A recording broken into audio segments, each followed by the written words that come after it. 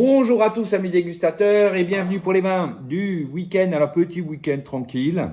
On a continué, en fait on poursuit tranquillement l'ouverture et la découverte des 2021 qui confirme qu'on est dans un millésime dit classique. À commencer par ce Volnay premier cru, l'exception 2021 de Rebourg-en-Mur. Alors déjà, à quoi ça correspond? C'est quoi ce cru? En fait, c'est que comme les volumes étaient faibles en 2021, je rappelle, on a 30, 40, enfin 30% je crois en moyenne, et puis sur certaines parcelles ou crues, ça pouvait descendre jusqu'à 50% de volume en moins. Et donc du coup, chez Rebourgeon, ils ont assemblé en fait ce qu'ils avaient de mi-temps et de centenaux. J'imagine que vu les volumes, oui, non, j'imagine rien d'ailleurs. Mais ils les ont assemblés pour faire un premier cru, un Volnay premier cru. Alors, qu'est-ce que ça donne? On a un nez qui est assez ouvert enfin assez expressif dès l'ouverture. Plutôt cerise, cerise rouge même, plus que cerise noire. Ensuite, on a de jolies notes assez typiques végétales quand même, hein, enfin assez marquées végétales, ronces, sous-bois. Puis on a une petite pointe, on va dire presque épicée, voilà, sur un fond de noyaux, d'amandes. Voilà, c'est joli, ça signe un millésime assez frais, c'est expressif et ça tient une bonne journée. Le lendemain, c'est un petit peu plus discret. Ensuite, on a une bouche, alors je dirais charnue, mais surtout on va retrouver une bouche droite, profonde, de la fraîcheur, bien enrobée, de tanins qui sont ronds, qui viennent enrober cette fraîcheur. C'est droit et surtout c'est profond. Euh, Pas puissant, mais pas loin quand même. Une finale donc fraîche, droite et surtout profonde. Alors on n'est pas dans l'austérité, mais on n'est quand même pas très loin. Tout ça sur la cerise, un petit peu plus groseille en bouche, cerise groseille, donc le fruit rouge. Toujours ces notes ronces sous bois, notes végétales ronces sous bois dans voilà. Et puis la petite pointe épice, mais léger. Et puis ce fond amande, noyau, assez classique pour ce type pour ce type de vin. Et donc je dirais donc un bon vin. Voilà, un Volnay premier cru bien, avec quand même, surtout dans la finale, on sent la raideur un peu du millésime, des tanins, de la structure. C'est un peu raide quand même. Et puis surtout un premier cru très typé, une exception très typée centenaux quand même. En aveugle, moi je serais parti sur les centenaux direct, hein, avec le côté profond, pas forcément puissant, mais on sent que le millésime s'y prêtait pas. Bien droit, voilà, c'est très typé centenaux. Ensuite, qu'est-ce qu'on a ouvert? Un grand classique de la maison, et qu'on boit donc toujours beaucoup, souvent, un Marsanais de l'ami Barthes. Et cette fois, c'est le Clos du Roi, donc, ou les Clos du Roi d'ailleurs, non, il se fait juste Clos du Roi, à nouveau 2021. Alors, Clos du Roi, donc, est un joli cru, une jolie parcelle, joli cru de Marsanais, qui sera peut-être d'ailleurs un jour premier cru, ça fait partie de ce dont on discute sur Marsanais, qui va, puisque c'est acté qu'il y aura des premiers crus à Marsanais, ce qui n'était pas le cas jusqu'ici. Et donc, Clos du Roi fait partie de ces parcelles et de ces crus qui potentiellement vont passer premier cru. Ce qui est assez mérité, hein. C'est un très beau terroir de Marsanais. Et sur ce 2021 ici, on a un nez typique de chez Barthes. Donc ceux qui aiment pas, là je vois en ce moment il y en a pas mal qui disent ouais bon, oui, on a le droit de pas aimer Barthes, il n'y a pas de souci. Et donc on a un nez, alors donc framboise groseille. Ensuite on a des notes végétales assez marquées, faut bien le dire, de ronces sous bois, mais là on a aussi le côté rafle, hein, voilà. assez typique de bar. On retrouve aussi une dominante assez marquée dès le nez, fumée grillée et puis un petit peu mocha d'élevage, assez typique de bar aussi, mais qui donne un côté un petit peu canaille, allez, un petit peu assez gourmand, que moi j'aime beaucoup. Bref, c'est un joli nez, très appétant. Bon, après c'est la bouche. La bouche, ben ouais, on est en 2021. Et là, pour le coup, autant sur le Volnay, ça enrobait bien, autant là, sur le Marsanais, qui est d'ailleurs plutôt corpulent, donc en plus avec, on sent qu'il y a un petit peu plus de structure, un petit peu plus de matière, pardon. Mais alors, il y a une fraîcheur, on va, pour moi en tout cas, au-delà de la fraîcheur, c'est vif, c'est droit, c'est tendu, c'est vif. Ça, voilà, ça nettoie, comme on dit même si c'est quand même suffisamment enrobé par cette matière, qui est d'ailleurs très jolie. On a une jolie densité de tanin, c'est un petit peu plus concentré, un peu plus soyeux que ce qu'on avait dans le Volnay. Et du coup, ça donne une bouche finalement acidulée, parce que oui, on a pas mal de fraîcheur, mais c'est quand même assez mûr. Enfin voilà, il y a un côté acidulé qu'on n'avait pas dans le... Donc très friand qu'on n'avait pas dans le Volnay. Même si ça reste très vif, droit, voilà.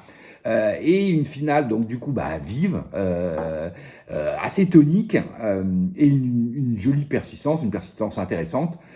Autour de la framboise de la groseille, les notes rond sous bois, un peu rafle, le côté assez marqué, donc pétard fumé, pardon, pas pétard, mais grillé fumé, et le mocha d'élevage assez joli qui vient en fond, là, qui vient enrober tout ça. Voilà, moi j'ai bien aimé, même si c'est vrai que c'est pas mes millésimes préférés, que j'aime quand il y a un petit peu plus de rondeur, de confort, voilà, que les tanins sont un peu plus... Parce que là aussi, sur la finale, on sent bien un peu que les tanins, même si au toucher c'est assez soyeux, l'ensemble de la structure c'est assez raide, quoi.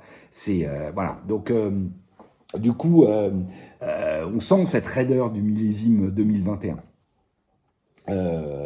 Voilà, mais c'est un joli vin, bien sûr. Ensuite, qu'est-ce qu'on a ouvert? On a ouvert ça, une côte rôtie de l'ami Guigal, la brune et la blonde, 2013. Donc, vin que j'avais rapporté l'année dernière pour ses 10 ans. Et alors, du coup, bah, je vais vous dire, à nouveau, un grand classique. Moi, j'ouvre ça et bah, j'ai ce que je cherche, quoi. Voilà, j'ai une jolie côte rôtie. Typique, traditionnel, plus côte rôtie que ça, tu meurs, avec son joli nez de cassis. Ensuite, les notes, là pour le coup, ça part tout de suite sur la viande fumée, tout de suite. Puis ensuite, c'est un petit peu plus bacon grillé. On a une petite pointe épice poivre sur un fond assez marqué, suie, âtre. Et puis aussi ensuite le côté tabac, fumée, cendre, voilà. Bref, une côte rôtie à 10 ans, je dirais dans tout ce que on attend d'une côte rôtie à 10 ans. Ensuite, on a une bouche corpulente. C'est à nouveau, on est sur 2013, donc effectivement, c'est pas la côte rôtie opulente, ample, hyper gourmande. On est plutôt là sur un vin droit, frais, il y a de la fraîcheur, jolie matière qui enrobe ça avec des tanins soyeux, enfin à la limite du soyeux, mais qui enrobe bien. C'est plutôt effectivement plutôt un peu profond, plus que ample et volumineux, mais du coup c'est tonique, la finale est fraîche, puissante. C'est voilà enfin, c'est surtout frais en fait. Je sais même pas pourquoi j'ai dit que c'était profond, parce que c'est vraiment c'est frais, c'est tonique. Et donc on finit sur le cassis, les notes, viande fumée, bacon grillé, la petite pointe de poivre, le fond suit, âtre, cendre, tabac aussi par moment, tabac et fumée. C'est joli, c'est ce qu'on attend, rien à dire, c'est bien fait. Alors, c'est pas non plus comme toujours chez Guigal, c'est pas un vin avec une personnalité incroyable qui sort des sentiers battus. Non, au contraire, c'est d'un grand classicisme, mais c'est tout ce qu'on attend. Et moi, j'aime beaucoup cette côte rôtie. Enfin, j'ai beaucoup aimé cette côte. Enfin, j'ai bien aimé cette côte rôtie brune et blonde 2013. Sylvia, tiens, juste pour vous dire, Sylvia l'a trouvé un peu plus terne que ce qu'on a habituellement, mais je pense le millésime 2013. effectivement, c'est pas la fête. Voilà. Ensuite, ce soir, qu'est-ce qu'on va boire ce soir? On va boire ça. Pêche Noble en coteaux du Languedoc, donc c'est le domaine Rostin du côté d'Ampuis de Côte-Rôtie, mais qui a aussi ce domaine en coteaux du Languedoc.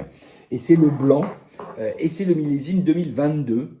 Donc j'ai récupéré ça, donc bah tiens, ce soir d'essayer d'ouvrir ça. Alors on est sur un nez à nouveau très typique, très tradit d'un blanc du Languedoc, qui attaque sur la pomme golden. Ensuite, on a les jolies notes de fenouil, presque anisées. On a une petite pointe garrigue, herbe séchée, sur un fond d'amandes douces. Tout ça est, je dirais, vraiment très classique d'un blanc languedocien.